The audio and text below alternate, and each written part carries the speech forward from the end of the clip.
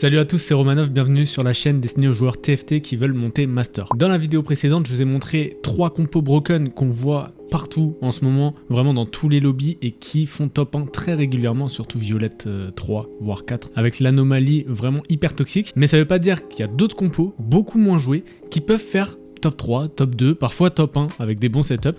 Et je vais vous les montrer dans cette vidéo. Il y a 7 compos pour jouer un petit peu plus flexible, qui sont même joués à très haut elo. C'est parti, on commence avec la compo la plus facile, Heimerdinger avec 6 sentinelles. Il y a plusieurs variantes, elle est vraiment facile à jouer parce que en gros ça, c'est pas votre board final mais c'est l'idée, avoir 6 sentinelles.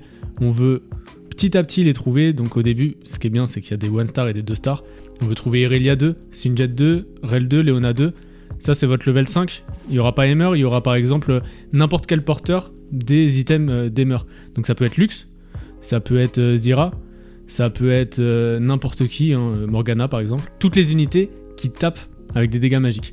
Donc par exemple vous trouvez Morgana et vous trouvez votre start avec Singed Irelia, ça c'est très très bien. Vous pouvez vous dire ok j'ai une baguette, j'ai une goutte, et ben on va partir sur Heimerdinger. Les meilleurs items pour Heimer c'est Blue Buff, Gunblade et Archange. Pourquoi ces 3 items là? Parce que vous allez avoir déjà Blue Buff, Heimerdinger, il a que 42 mana. À chaque fois qu'il va cast, le Blue Buff va donner 10 de mana juste après le cast, donc il va pouvoir cast en boucle.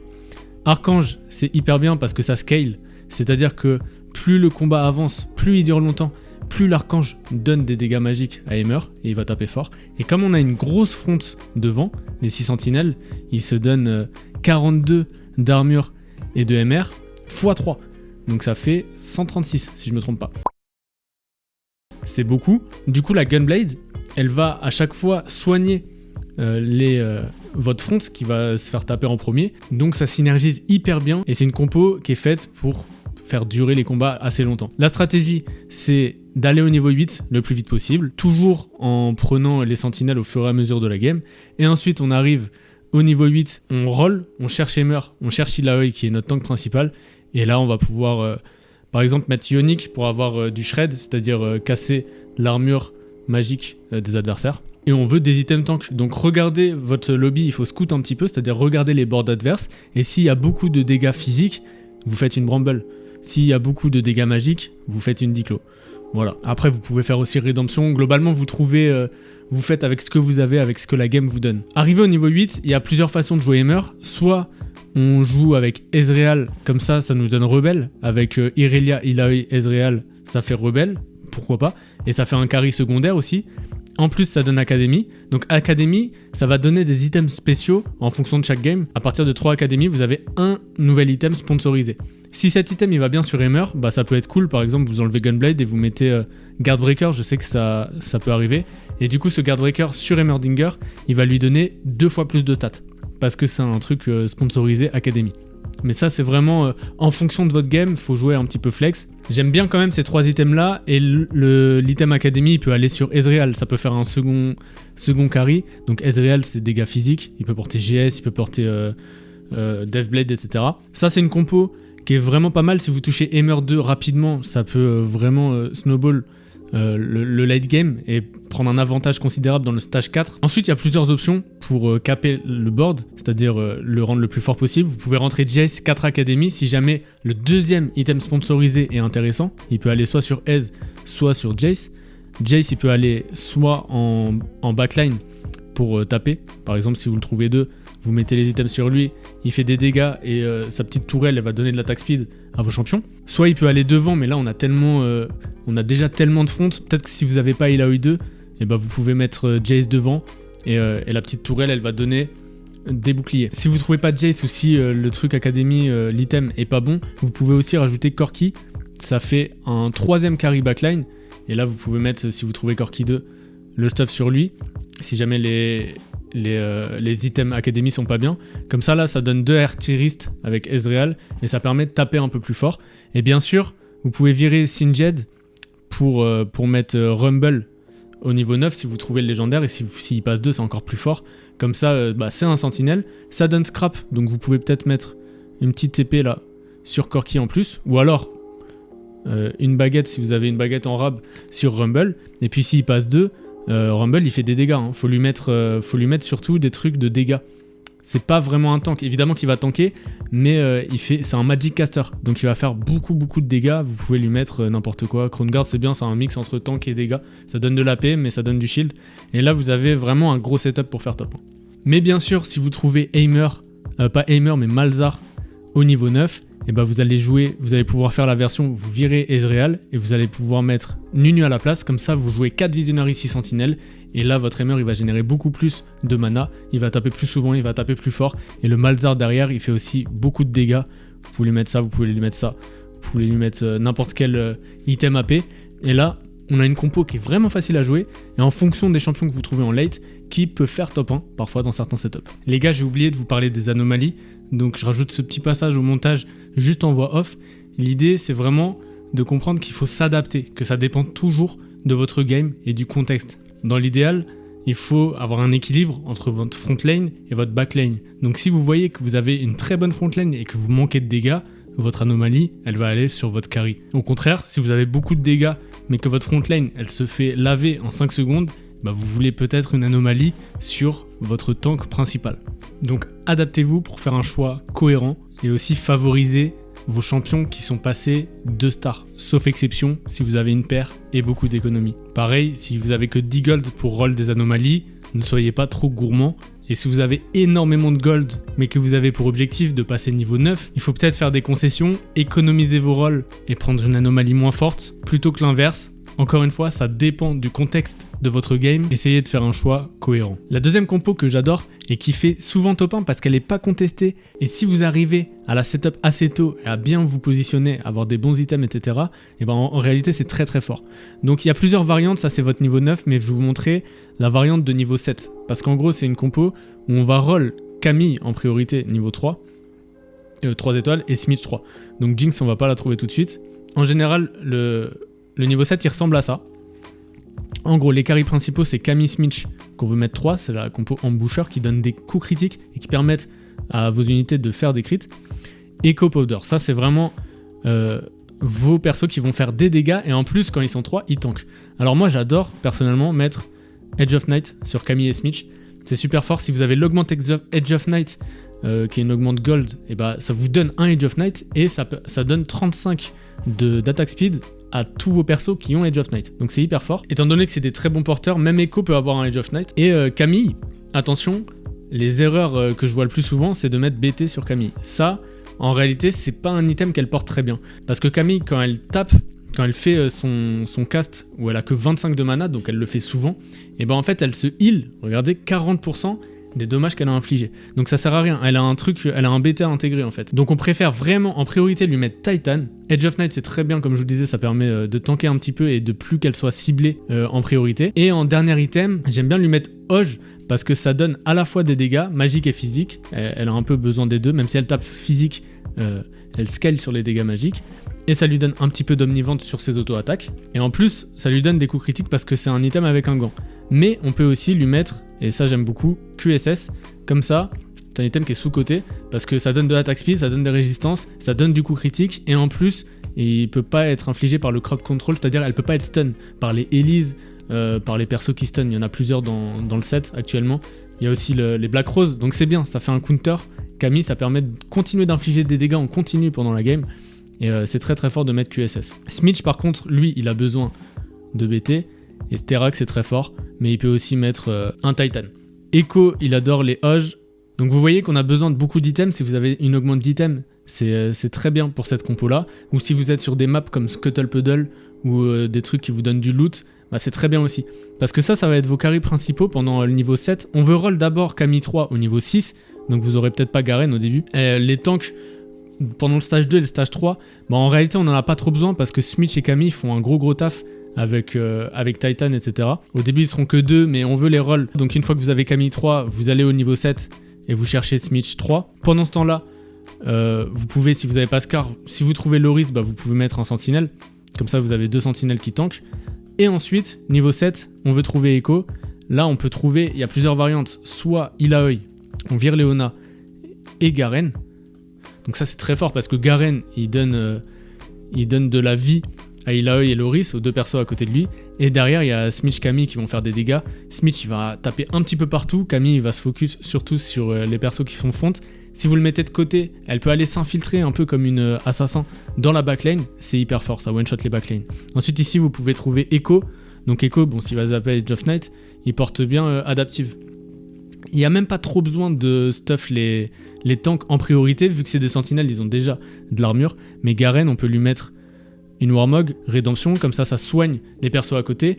Et plus il a de vie, Garen, plus il donne de vie aux persos qui sont à côté de lui. Et comme cette vie, elle va scale sur l'armure et la MR des sentinelles, ça donne un compo qui est assez fort. Ça donne une front suffisante, surtout que c'est des carry mêlés derrière. Et une fois que vous avez ça, Echo, on le trouve level 2, franchement, il tabasse vraiment fort. Et après, d'ailleurs, ça donne scrap avec Powder, donc si vous n'avez pas 2 items, vous pouvez juste lui mettre un gant en plus. Hop là. Et là, ça va lui donner un item un peu aléatoire, mais ça donne des crits avec le gant, quoi qu'il arrive, c'est sympa. Et ensuite, au level 8, on trouve Jinx si on a un peu de chance, ça donne 5 emboucheurs. Ça se joue aussi avec la spat, vous pouvez mettre emboucheur sur Illaoi et Loris, même si c'est des tanks, ça vous permet d'avoir 5 et d'amplifier vos dégâts sur vos carries. Et là, comme je vous disais, peut-être que vous n'allez pas trouver Illaoi parce que c'est un champion qui est beaucoup contesté, vous pouvez mettre Scar par exemple. Ça donnera pas Sentinelle, mais ça donnera Veilleur à Garen et Scar, donc ça permet de tanker un petit peu plus. Echo vraiment à pas négliger, il fait très très mal, il fait beaucoup de dégâts, et aussi c'est une compo où le placement est important. Si vous avez en face le gros, comment il s'appelle là, le gros Sion là, et que vous mettez Camille et Smitch en face, bah, ils vont un peu keblo sur ce Sion. Même si Smitch, il a tendance à se barrer avec son sort, il se barre vers des groupes d'ennemis un peu plus loin. Mais Echo Camille, si vous êtes en face du Sion, bon, ça va être galère, surtout si vous n'avez pas QSS, bah vous allez vous faire stun en boucle, et vous allez perdre et vous allez penser que la compo est pas bien. Donc c'est une compo un peu avancée où il faut bien se positionner, il faut bien scout les adversaires, mais c'est très très fort. Et une dernière chose, c'est pour les items. Camille, elle adore les items artefacts. Donc si vous avez, comme je vous disais, des augmentes d'items ou alors des augmentes d'ICO pour avoir beaucoup de thunes, pour pouvoir reroll cette compo qui coûte assez cher, mais qui est forte, vous pouvez avoir des augmentes donc artefacts. Le meilleur, je pense que c'est la Prowler's Crow. Ça c'est fort, ça remplace un petit peu aussi la QSS parce que ça enlève tous les effets négatifs et ça dash. Après ça c'est vraiment fort. Maintenant on a la compo Twitch Carry.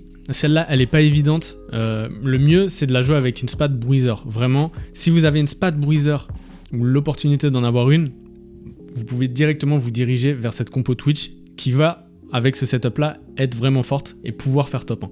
Donc Twitch par contre hyper important, c'est d'avoir Ginzu. Faut avoir un start Ginzu et la spat Bruiser, donc c'est très, il y a beaucoup de conditions, mais par contre ça peut permettre d'être fort. Après j'ai fait une version sans la spat, c'est beaucoup moins fort, mais c'est jouable, et comme c'est pas contesté, et bah on peut aller chercher un top 4, un top 3, pourquoi pas un top 1, vu que c'est tellement pas contesté. Si vous avez beaucoup d'économies sur une map comme Scuttle Puddle par exemple, et bah vous pouvez roll Twitch 3 ou Dr Mundo 3, et là c'est un top 1 assuré.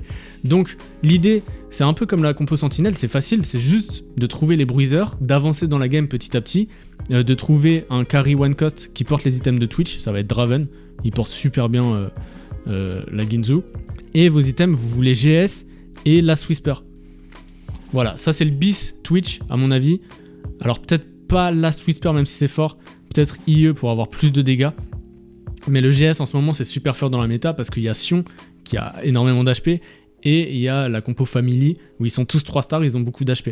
Donc GS ça permet de détruire les frontlines, et en face on a un Dr Mundo ultra costaud. Comme d'habitude vous voulez scouts pour savoir quels items sont les mieux à mettre en tank, mais de manière générale vous prenez ce qu'il y a, les items que vous avez dans le jeu. Donc ça c'est votre niveau 8, c'est la même stratégie que la compo Sentinelle comme je vous disais, faut aller au niveau 8 le plus vite possible, prendre tous vos bruisers petit à petit au fur et à mesure de la game, et ensuite au niveau 8 vous relez et vous cherchez Mundo Twitch, et là vous mettez Mundo dans sa case expérimente, vous mettez Twitch dans sa case expérimente, ça leur donne des petits bonus, et là normalement vous allez pouvoir gagner votre tâche 4 si vous le trouvez 2. Si vous trouvez Kate au niveau 8 c'est parfait, ça donne sniper, et en plus Kate elle est forte donc vous pouvez lui mettre des trucs, je sais pas si c'est le mieux Shojin, mais vous pouvez lui mettre les items que vous avez avec des épées, globalement elle porte tout à peu près bien. Et ensuite au niveau 9 ou alors au niveau 8, si vous ne trouvez pas Caitlyn, il y a plusieurs variantes. Soit vous jouez Silco, parce que ça donne Dominator à Mundo, ça lui donne un shield, et Silco derrière il va pouvoir taper. Donc par exemple il porte bien ça, vous voyez que ces items là avec les BF c'est bien parce que ça peut aller sur Silco, et derrière ça peut aller sur Caitlyn aussi. Après il y a plusieurs variantes, vous pouvez trouver Jace par exemple, et Jace elle va combiner avec Elise en forme swapper. Donc vous le mettez derrière si vous manquez de dégâts. Pareil, il porte à peu près les mêmes items que Caitlyn, donc ça peut être pas mal. Il y a plusieurs variantes pour vraiment caper la compo le plus haut. Prenez ce que vous trouvez, restez pas bloqué, justement c'est un guide un petit peu flexible pour avoir plusieurs options de jeu.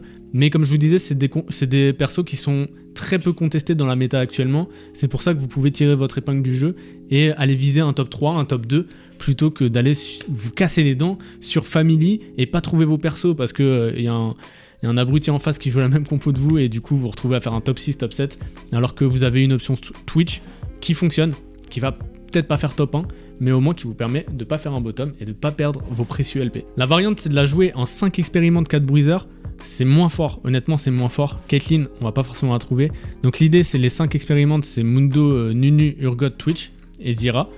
Donc le problème c'est que ça vous fait jouer un perso one cost ici qui est pas terrible.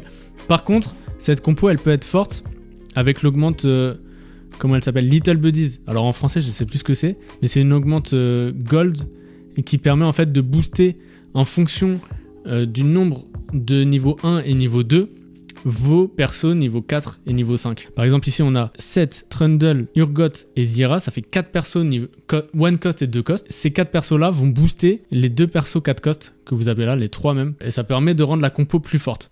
Donc ça dépend de votre setup. Là on a 4 bruisers, 5 expérimentes, donc faut poser Urgot ou alors Nunu, Mundo et Twitch sur les cases. Ça dépend du setup, ça dépend de votre game. Et ensuite on a Urgot là qui va combiner avec Corki pour donner artillériste et avoir 2 carries derrière. Donc pareil on veut les mêmes items, Corki il porte des trucs avec des épées. Twitch on veut vraiment Ginzo sinon c'est nul. Voilà donc là il faut beaucoup d'épées. Mundo il porte les items tank comme d'habitude. Et puis derrière si vous arrivez, c'est plus dur, hein. Cette compo elle est moins forte. Mais dans certains setups ça peut sortir des top 4. Et si vous arrivez à les niveaux 10 ou si vous avez une double spat, et bah vous pouvez jouer Caitlyn, ça donne Sniper à Twitch et ça permet d'avoir un petit peu plus de dégâts. La quatrième compo un peu flex, donc vous voyez c'est à part Aimer, c'est des compos AD parce que dans la méta il y a beaucoup d'AP avec la compo Black Rose, Rose Noire, on peut la jouer de plein de façons différentes comme je vous ai montré dans la précédente vidéo et c'est que des items AP, c'est que des persos AP, c'est pour ça que là toutes les variantes, toutes les compos un petit peu flex que je vous montre, c'est des compos AD, dégâts physiques, donc avec des épées, avec des arcs et avec des gants principalement. Donc là, l'idée, c'est vraiment de jouer la compo Scrap. On n'a pas Rumble au début, mais on a qui en Scrap, on peut avoir Ziggs.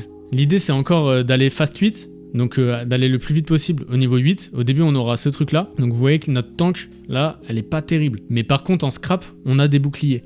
On a des boucliers en fonction du nombre d'items que vous avez. C'est pour ça que les augmentes d'items dans cette compo-là sont très très importantes. Ici le but c'est d'avancer au niveau 8, un peu comme toutes les compos qu'on a vu précédemment à part Camille qui est une reroll. Mais petit à petit, trouvez vos champions qui sont tous scrap et les poser un par un. Donc pour ça que vos 4 costs vous n'allez pas les avoir tout de suite et c'est pour ça que Gangplank il va porter les items de Corki. Gangplank il porte tout ce qui est avec des épées. Donc vraiment IE c'est vraiment fort. GS comme je vous le dis il y a plein de compos family donc c'est quasiment tout le temps fort même contre Sion. Et ça donne de l'AD supplémentaire, mais ça peut être autre chose. Ça peut être un peu ce que vous trouvez. Attention parce que Ginzu c'est pas hyper fort. À la limite un red buff c'est pas mal parce que ça amplifie les dommages, ça donne un peu d'AS. Et puis ça va burn un petit peu tout le monde. Et ensuite quand vous arrivez niveau 8, faut trouver Elise qui est un champion qui est contesté, donc pas facile, mais qui va vraiment bien combiner avec Bruiser de Trundle et Form Swapper de Gangplank, donc elle tank vraiment bien. Ensuite on a Corki qui va arriver. Et une fois que vous avez 6 scrap avec Echo aussi, là vous allez pouvoir bien tanker, même si votre ligne de front elle est pas énorme. Elise, vous mettez les items que vous trouvez, par exemple les gouttes, si vous avez des gouttes, comme dans cette compo on n'en a pas trop besoin, vous pouvez les mettre sur votre front. Vous pouvez aussi prendre un Last Whisper avec un arc, ça c'est bien parce que ça casse l'armure physique. Ensuite vous avez absolument besoin d'un carry secondaire, donc ça va être Echo. Echo on veut lui mettre des Hoges. Il a Emboucher avec Powder, donc il va pouvoir bien taper fort avec des crits. Donc on lui rajoute des crits et en plus ça lui donne de l'omnivamp, donc il se régène de la vie, c'est très bien. Et c'est seulement quand votre Corki passe 2 que vous pouvez lui mettre les items. Après c'est une compo qui est tellement peu contestée que vous pouvez aller chercher Gangplank en 3 stars. Gangplank il est beaucoup moins joué dans la méta. Il y a plein de games où il n'y a aucun Gangplank dans les lobbies. Donc vous pouvez tirer votre épingle du jeu ici en rollant Gangplank 3. Personne ne le verra venir. En revanche, il faut le roll au niveau 8, donc il y a moins de chances de le trouver. Parce que si vous n'êtes pas niveau 8 et que vous n'avez pas 6 scrap, c'est pas fort. La compo, elle est un peu moins forte dans la méta actuellement. Donc à vous de voir le contexte de votre game. Si vous avez beaucoup de GP, ça peut être intéressant. Sinon, vous allez au niveau 9. Et là, au niveau 9, c'est très intéressant parce que vous pouvez trouver Rumble. Ça vous rajoute de la tankiness, ça vous permet d'enlever Ziggs et ça vous permet aussi de rajouter un autre perso. Donc, comme par exemple Mordekaiser. Là, il apporte aucune synergie, mais ça permet de le mettre devant, d'avoir un peu plus de dégâts, un peu plus de tank. Vous pouvez aussi mettre un Jace qui va tanker un peu plus avec sa tourelle et qui bénéficie, même s'il y en a 3, c'est un peu bizarre, 3 formes swapper, mais ça permet de tanker un peu plus. Et là, pour le late game, c'est vraiment intéressant d'avoir ça. Donc si vous avez Gangplank 2 seulement et Corki 2, là on peut mettre les items sur Corki. Et comme c'est des scraps et qu'il faut avoir plein d'items, n'hésitez pas à mettre vos items un petit peu sur tous les persos. Comme ça, ils profitent pour scrap, ça permet de donner beaucoup plus de shield à toute votre compo. Et en plus, ils auront un item qui est parfaitement adapté à eux. Tu vois, vos items deviennent lucky, c'est comme quand on a lucky gloves. Donc ça donne un item parfaitement adapté. Vous n'allez jamais avoir des grosses bouses. Et là, ça donne une compo qui est vraiment forte, même si Elise est un petit peu contestée avec Black Rose. Elle rentre même un peu dans toutes les compos avec Twitch, etc. C'est dur dans cette compo d'avoir de l'affront. C'est pour ça qu'il faut beaucoup d'items pour compenser, parce que scrap, ça donne du shield, encore une fois. Et Jace, ça donne un truc de bouclier. Vous voulez avoir le plus de persos possible, même si Urgot il a 2 de portée, vous pouvez le mettre devant pour qu'il tank un peu plus. Et là, franchement, il a une compo qui fait facilement top 4, top 3. Ça va être dur d'aller chercher le 1, sauf si vous avez un setup de malade avec Gangplank 3, plein d'items et des augmentes de fou. Cette compo aussi, elle aime bien Little Buddies. Je suis désolé, je trouve plus le terme en français, mais c'est l'augmente qui permet de booster vos légendaires et vos 4 costs grâce au perso 1 cost de votre compo, comme on a Trundle, Urgot, Powder, et que tout le reste, sauf Gangplank, c'est des légendaires et des 4 costs, et bah il y a beaucoup de value à utiliser cette augmente, qui s'appelle charisme en français peut-être, je sais plus. La 5e compo flex que je voulais vous montrer, encore une fois elle est moins forte, et elle va dépendre vraiment du contexte de votre game, et encore une fois c'est une compo AD, donc si vous avez des épées, etc., et que vous êtes contest, ou alors que vous avez pas les bons persos pour jouer les compos précédentes, vous pouvez vous diriger là-dessus. Juste avant que je vous explique la compo qui est 4 émissaires en Bessa Carry, globalement, faut vous dire que les compos flex, c'est une stratégie souvent de fast 8, donc vous allez essayer d'économiser de l'argent pour aller au niveau 8, et au niveau 8, vous allez roll, et vous allez chercher des champions. Donc vous allez chercher des champions AD, mais justement, c'est ça qui est intéressant dans les compos flex, c'est vous n'allez pas vous focaliser sur un seul champion. Vous allez vous dire, ok, je sais que j'ai fait IEGS, quel champion porte bien IEGS? Ça peut être Twitch, ça peut être Corki, ça peut être GP, ça peut être toutes les compos qu'on a vues précédemment. Donc c'est ça l'idée, c'est d'aller 8, de voir les champions que vous avez et de vous adapter et de faire en fonction, d'essayer de trouver un truc. Et ça c'est une stratégie justement qui n'est pas pour aller chercher le top 1 parce qu'on va pas jouer une compo top méta, mais pour éviter plutôt de faire un top 5, 6, 7, 8. De vraiment essayer d'aller chercher un top 4. C'est pas des compos ultra optimales, c'est des compos B tiers, mais très bien setup, elles peuvent faire top 1 dans les compos précédentes. Par contre celle-là je pense pas qu'elle puisse faire top 1 et les 2 autres d'après non plus. Par contre ça peut vous sauver d'un bottom. Faut vraiment le prendre comme ça, les compos flex. Donc là l'idée c'est de jouer 4 emissaries, c'est-à-dire Ambessa, Tristana, Garen et Nami, qui vont pouvoir, quand ils sont les 4 ensemble, donner leur bonus à tous ces 4 persos là, plus 300 HP, plus 20% de dommages. Donc c'est pas mal. Le carry de ces 4 persos là, ça va être Ambessa, et le tank ça va être Garen. Garen qui est un bon tank qu'on veut mettre avec Scar pour profiter de Watcher, donc veilleur en français. Ça va lui donner de la durabilité, et plus il a d'HP, plus il donne d'HP à ses potes à côté. Donc là, c'est bien d'avoir un stuff comme ça. Voilà, c'est pas trop mal. Vu que c'est un solo carry, on met Gargoyle qui va lui donner plein d'armure en fonction du nombre d'ennemis qu'il le cible. On a Warmog qui amplifie sa vie, et on a Sunfire qui amplifie sa vie maintenant, donc c'est pas mal, 8% de max health, et qui donne de l'hémorragie aux ennemis. Ensuite on a Ambessa Carry, donc là j'ai mis les items, en fait elle porte les mêmes items à peu près que Camille, donc j'ai mis des items si vous avez des artefacts, c'est très très fort. Trenchcoat sur elle c'est monstrueux, Prowler's Crow c'est monstrueux, mais sinon on veut les items basiques des carry AD en mêlée, c'est-à-dire les trucs que porte Vi, Violette. On veut un truc comme ça quoi, dans l'idée. Ou alors une BT à la place de Sterak. Vous mettez ce que vous trouvez. L'Edge of Night n'est pas forcément obligatoire. Vous pouvez mettre BT Titan Sterak, c'est très très bien. Vous pouvez la mettre derrière votre ligne de tank parce qu'elle a 2 de portée. Et ensuite on veut quand même des carries secondaires parce que ça va pas suffire. Donc Corki Echo rentre très bien. Vous voyez qu'il rentre dans plusieurs compos. Ça donne scrap avec Corki, donc un petit peu de shield et un item supplémentaire, donc pourquoi pas. Les items déco, on en a déjà parlé, mais vous voyez le délire. Et là, ça fait 3 carries AD, dont 2 en mêlée et 1 derrière Corki qui tape. C'est pas mal, et si vous trouvez Jinx au niveau 8, ça peut être fort parce que ça donne un boucher à Echo, ça permet de crit. Jinx, elle fait des dégâts aussi assez conséquents, surtout sur son 3e cast qui inflige un énorme missile, et c'est pour ça qu'elle aime bien porter Shojin. Elle veut vraiment cast un maximum de fois, comme ça au 3e cast, elle met sa grosse bombe, et elle est en boucher, du coup elle va pouvoir crit. Ça c'est une compo qui est correcte, qui peut vous permettre de top 4. Après, si jamais vous avez de la chance que les autres ils sont un peu perdus dans votre lobby, et bah vous pouvez peut-être aller niveau 9, et là va juste falloir cook. Là va falloir s'adapter dans votre game, mais comme je vous disais, c'est pas une compo qui capte très très haut, c'est surtout pour aller chercher un top 4, et attention aussi à bien chercher le positionnement, toujours quand vous avez des carries mêlés, ça peut vraiment vous faire gagner ou perdre un round d'être positionné du bon ou du mauvais côté. Si vous scoutez votre adversaire en face, vous êtes en 1v1, et bah vous pouvez vraiment tirer votre épingle du jeu ici. Si lui il fait pas attention, par exemple il y a tous ces carries en face là du côté gauche, et bah vous vous mettez à droite et peut-être que vos persos ils vont s'infiltrer sur le côté et aller taper la backline, et ça peut vous faire gratter un top ou deux. L'avant-dernière compo de cette vidéo, c'est la compo Rebelle. Alors Rebelle avec une spat c'est hyper fort, mais je vous montre déjà la version sans spat qui est jouable et qui est plutôt facile à jouer. Ce qui est intéressant, c'est qu'on a un perso, un carry AD qui est Ezreal, et un carry AP qui est Zoé. Donc ça c'est bien parce que ça fait des deux types de dégâts. Ça permet d'être flex dans ces items. Si vous avez un départ AD et finalement vous pouvez quand même vous diriger sur cette compo en trouvant des items pour Zoé plus tard, et vice versa. Donc là je vous ai mis la compo de fin, la compo finale, mais en réalité au début on va juste chercher 5 rebelles. Donc au début vous allez même avoir Irelia, je les ai déjà mises, mais Irelia 7 et Vex qui va être votre carry. C'est pour ça qu'on aime bien quand même commencer à AP. On va chercher les items là, c'est à peu près les mêmes qu'Heimerdinger. Vous pouvez être flex aussi sur ces items, même si on veut vraiment Shojin pour Zoé. Et puis vous avancez, vous trouvez les rebelles. Au début, on va avoir Akali. Vous allez pouvoir jouer en 5 rebelles comme ça au début. Voilà, tout simple. Imaginez, ignorez cet écho. Ça, c'est votre début de game. Tranquillement, vous allez pouvoir... Enfin, au début, vous n'avez pas autant de stuff, évidemment. Mais tranquillement, vous vous installez dans la game. C'est facile parce que faut juste jouer des rebelles. Ici, il y a Sentinelle. Donc, si vous trouvez Leona, par exemple, bah c'est très bien.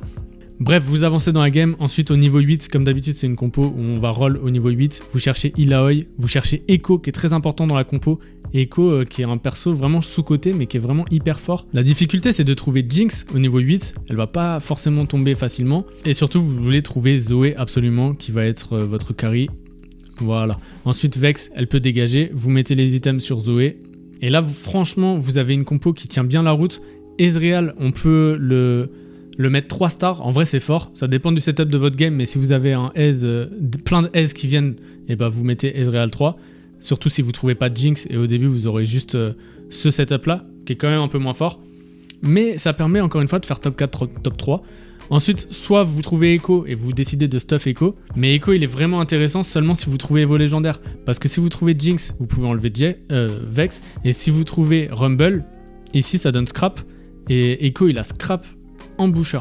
Donc là ça va vraiment permettre d'être un carry. Vous mettez les items Ezreal sur Jinx et là franchement c'est costaud. Là vous avez bon, il a eu d'imaginer qu'elle a beaucoup de tanks. Hop, vous mettez n'importe quoi. Je mets des trucs au pif, mais comme d'habitude scoutez la game pour voir les items les plus intéressants. Et là vous avez un truc cool, même s'il y a 3 sentinelles avec Rumble, c'est un peu cringe, mais le Rumble il est quand même c'est un perso qui va apporter plus de dégâts. Echo, vous n'êtes pas obligé de le stuff, peut-être un seul item ça peut suffire. Encore une fois, faut jouer flex, mais ça permet quand même, c'est pas trop faible franchement. Si vous trouvez Jinx surtout assez tôt, ça permet de faire un bon top. Et si vous avez une spat rebelle, alors là par contre c'est vraiment fort. Vous voulez mettre le blanc qui va apporter sorcier à Zoé, et vous lui mettez la spat rebelle. Et là par contre vous pouvez espérer faire un top 1, peut-être un top 2. Mais là ce setup là, si vous arrivez à ce stade de la game niveau 9 avec tout ça, franchement c'est très fort. Mais ça c'est le setup avec la spat, mais même sans spat honnêtement c'est fort. Et si vous avez Jinx 2, ça peut vraiment être game changer. Donc voilà, c'est une compo sympa. Cette rebelle, ça permet de booster tous vos persos et de stun les ennemis pendant 2 secondes. C'est vraiment pas mal. Maintenant la dernière compo que je vais vous montrer, elle est quand même beaucoup moins forte. Faut savoir que j'ai jamais top 4 avec cette compo. Mais pourquoi je vous la montre? Parce que elle existe et peut-être qu'un jour, et je pense qu'un jour, elle sera beaucoup plus forte. Il suffit qu'il y ait un nouveau patch qui sorte avec un équilibrage où ils vont booster Nocturne, parce que Nocturne actuellement c'est un perso qui est pas du tout joué.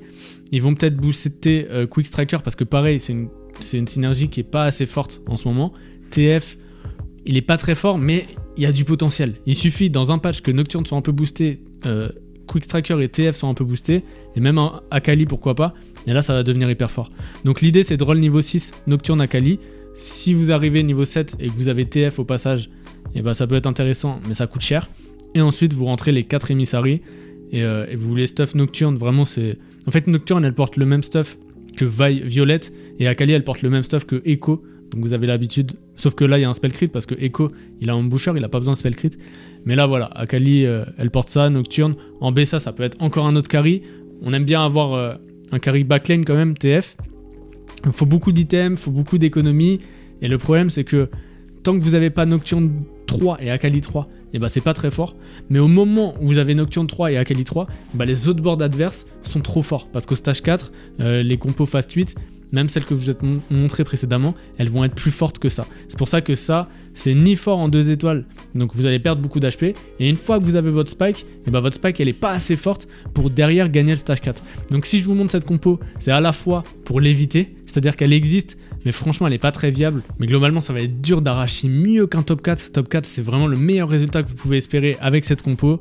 Mais c'est intéressant de savoir qu'elle existe pour les prochains patchs, potentiellement pouvoir tirer votre avantage. Vous connaissez déjà la comp, et jour 1 vous la jouez, et je suis sûr dans les 1-2 mois à venir, cette compo elle va être buff, et ça va faire